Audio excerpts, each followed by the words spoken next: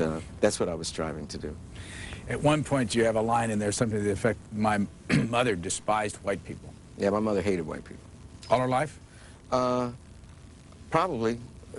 I didn't know until 1959. We were watching Mike Wallace's documentary called The Hate That Hate Produced. It's about the Nation of Islam.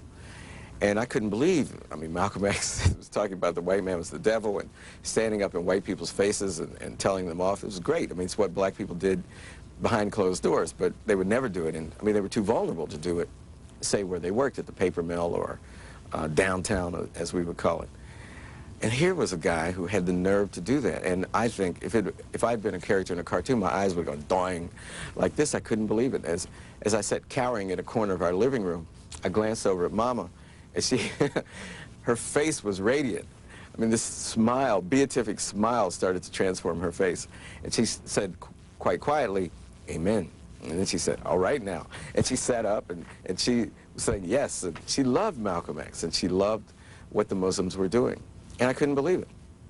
It was like, as I write, it was like watching the Wicked Witch of the West emerge out of the transforming features of Dorothy. This person I had thought of as this pioneer of the civil rights movement really had a hard time with white people. And the more I got to know her, and these weren't easy anecdotes for her to repeat.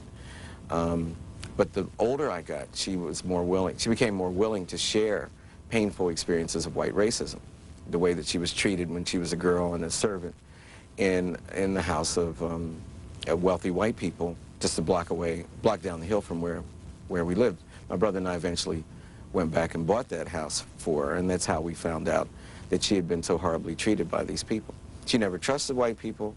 She didn't like white people. She didn't want to live with white people. But she wanted us to go to integrated schools. She wanted us to live in an integrated economy. She wanted us even to live in integrated neighborhoods.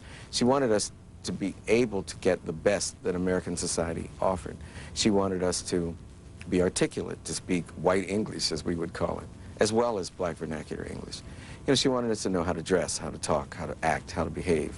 She wanted us to go to private schools, to the Ivy League. I mean, she wanted us to be as successful as it was humanly possible to be in American society.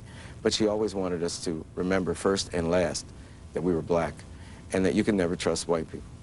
And so when I brought my fiance home, who happened to be a white American, I thought World War III was about to break out between me and my mother, not to mention between my mother and my fiance. And is your wife white? Yeah, she's white. How did your mother react to did she go to the marriage? Oh yeah, she was fine.